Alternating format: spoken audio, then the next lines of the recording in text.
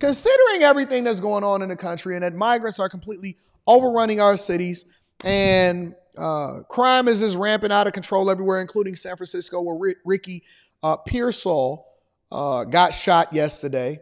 I want to go over this recently passed legislation that is sitting on Gavin Newsom's desk right now. It's not a matter of if, it's a matter of when. Gavin Newsom has been one of the most liberal governors and the worst governor in the United States of America.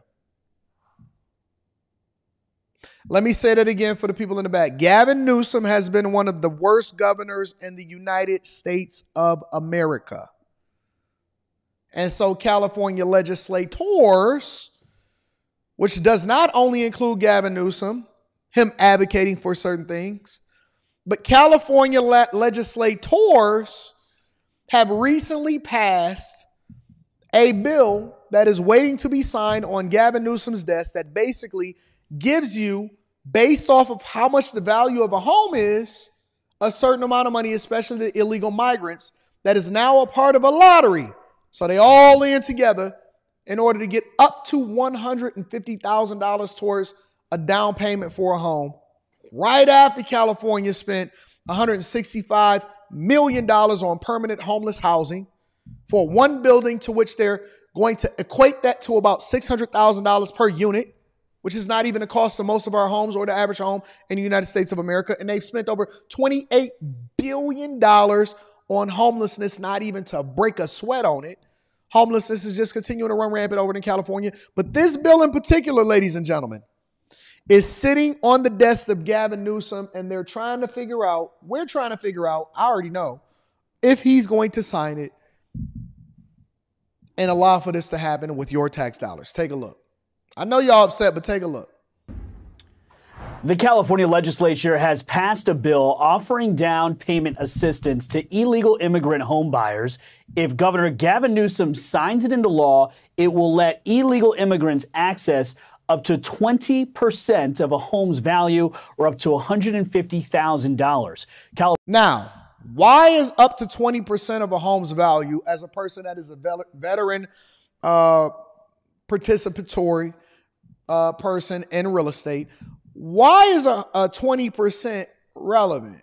20% is the number, because you have to remember this, y'all. No state or legislative branch, even the federal government themselves, they cannot control housing, which is one of the biggest knocks that we have against Kamala Harris. When she says, oh, we're going to build all of these homes, who's going to build these homes? Are you talking about builders? Are you going to incentivize builders to do it? Because the only thing that they can do is give the money out for you to be able to do whatever it is that you do. I'll give you an example. Infrastructure deal, right? Biden promised all of these superchargers in order for us to be able to handle all of these electric cars on the grid. I just don't happen to like electric cars, but I like gas cars also. I have both, okay? So they passed this infrastructure deal, and they're supposed to be dedicating all of these billions of dollars in order to build these charging ports and this upgrading the grid and our bridges and all of this stuff in order for us to be in position to take advantage of the new wave of technology that's supposed to come, right? Smart cities, smart streets, and all of that. You know what he had to do? Give the money away. You know one of the people that he was negotiating with? Elon Musk. Elon Musk don't even support this administration. You know why they had to bend the knee? Because Elon Musk had already took the incentive over the last decade and a half in order to build the supercharger network, which then basically he's allowing for other automakers to use Tesla supercharger networks. And then that became a part of their landmark legislation for their infrastructure deal, which really wasn't. And so that money had to go somewhere because it had already been budgeted for, and Congress had already signed it into law, and then Biden had already jumped on that bandwagon. And then that's when you seen him negotiating with Elon Musk, even though Elon Musk knows that Trump should be president of the United States of America. And you seen Kamala Harris flip-flopping on fracking and all of this stuff because they don't know what they're doing. They're just doing stuff. And as long as they have your money, they know that there's going to be a new influx of money that's coming next year. And so they don't have no problems continuing to do the stuff that they're doing, right? And so that 20% number also is the number that mortgage loan officers, because you're not going to get it from the federal government. So when you start to go into mortgage loans and you get underwriters and all of this stuff, if you're putting 20% down, that makes a bigger difference. First of all, you get to avoid PMI. So illegal migrants by default are automatically going to be able to avoid PMI because they already have 20% equity in a property, which is you insuring against your own defaulting and paying the mortgage because you don't have enough for a down payment. So they already got a leg up on you. And now they already got equity into the property. This is one of the most disrespectful pieces of legislation to ever come out of California since Prop 46. Prop 46 was basically them continuing to let all of the criminals out and then allowing for the criminals to continue to steal from everybody that's out here in the streets and the taxpayers and the businesses, which basically drove an exodus of businesses from California in the first place and more homelessness and more rampant criminal activity on the streets of California and all of these cities as a result of it. And so now you've seen a death spiral, a doom loop within these cities because the businesses says, listen, we going to Texas, we're not staying in California. But they're basically giving them equity. They're increasing their net worth. Their net worth, an illegal migrant that can't even vote yet in the United States of America, not supposed to be, will already have a higher net worth than you, your son, your daughter, and everybody that you're going to pass some money over to because you just trying to survive and they already coming over here thriving. California Republicans call the measure a handout that betrays U.S. citizens and incentivizes illegal immigration. Let's bring in San Francisco community activist and former Republican mayoral candidate Richie Greenberg. Richie, thank you so much for being here. I appreciate it. Let's talk about this bill even more. It's called California's Dream for All Home Loan Program. This has passed a Democrat-controlled legislature in California. Now it's going to be up to Governor Gavin Newsom to decide to sign it. But loans up to $150,000, zero down, zero interest, 1,700 lucky people get to... Zero interest. That's crazy. Zero interest. 1,700 lucky people. This is the trial run. Through a lottery, get to take part in this program. And now Democrats, with this bill, allowing illegal immigrants to also take part in this. What do you make of this bill, given the fact that we are dealing with a housing shortage and crisis nationwide, but especially in California? Yes, hi. Thanks for having me on this morning. So we have a couple of different ways that we can look at this. But, you know, unfortunately, we already have a lot of Californians in need. And the idea that you would have people who are here unlawfully, they've broken the law by coming across the border, they've somehow gotten jobs, they've somehow gotten Social Security numbers, and these are the individuals that would be potentially eligible to get this first-time home buying assistance on the dime of taxpayers here in California. Now, don't cry now. Olivia, don't you cry now. All of your friends and your family says they voting for Kamala Harris. Don't cry now. Everybody over in California voted not only Gavin Newsom, but all of the legislators over there in California that is supporting this. Don't cry now. Y'all gave y'all country away. Your ancestors had to fight, was enslaved, fought with Indians. Everybody got chicken pox, whatever. Y'all don't cry now. Free money. Free money to people over here that came over here under the guise of asylum seeking, but was really giving your country. They gave it away for free. This, as we can see, is a result of there being a supermajority of Democrats in our state legislature in Sacramento. And there's really not much way that we can push back against this. That Governor Newsom now has this in his hands. He's got the next 30 days to decide whether he wants to sign it or veto it.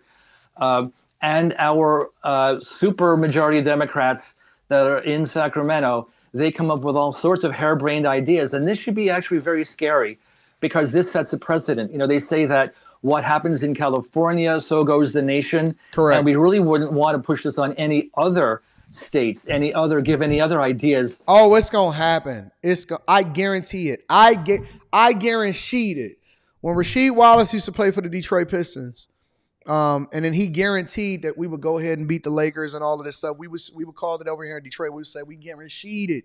And then when she catch the ball, then he would be able to fire up.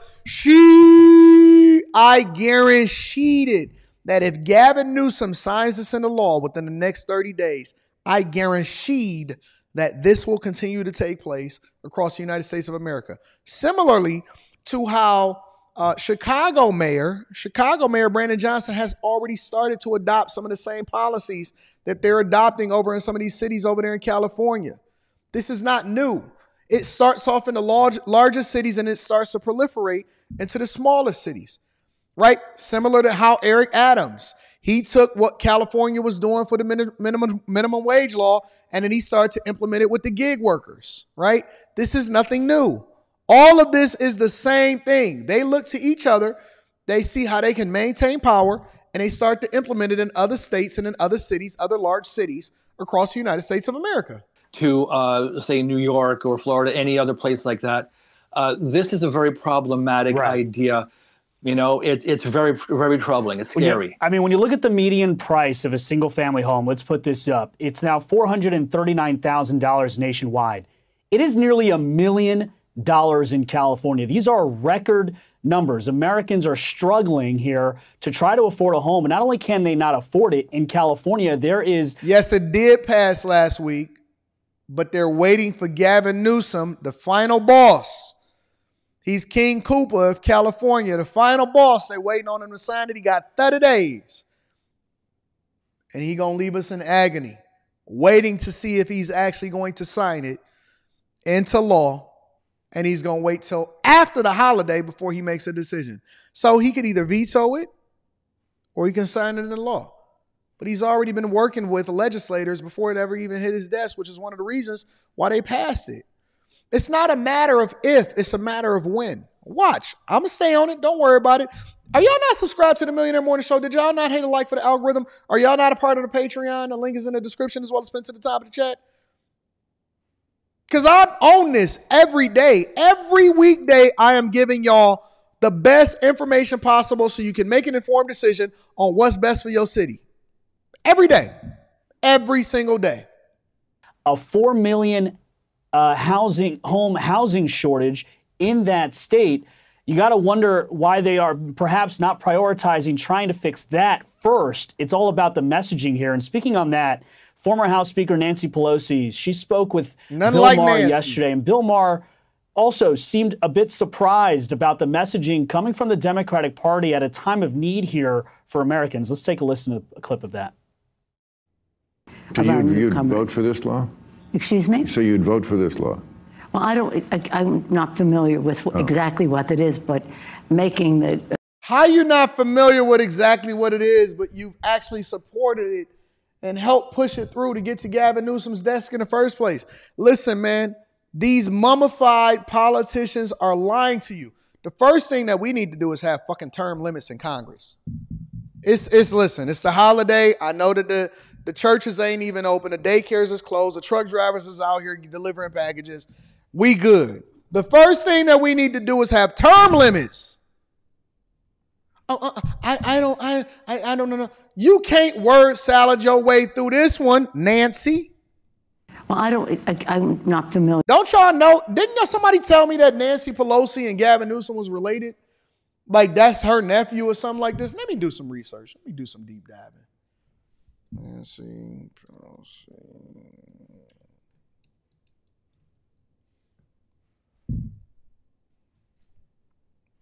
The California governor, according to ABC, also related as family members. If you're a particular, then yes. Gavin Newsom's aunt, Barbara Newsom, was once married to Ron Pelosi, Nancy Pelosi's brother-in-law. So by marriage, I guess that's how they keep the power in place. By marriage, they are relatives.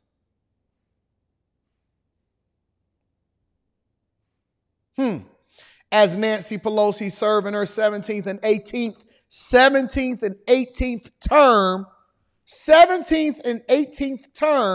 in the House of Representatives and is, oh my God, Jesus Christ.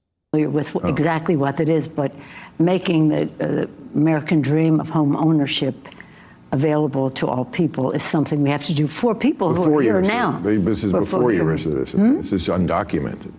This is for the undocumented. Well, what I would like to do is move them to documented. And listen to the crowd. Listen to the crowd. These are undocumented illegal immigrants into this country, and they're giving them a handout, a hand up, and the crowd is applauding this. So why should I feel bad for the very people that they're going to displace when you guys are clapping in favor of the thing that's the worst for you? One of the best things that we can do for our economy is to pass comprehensive immigration reform. Richie, you got...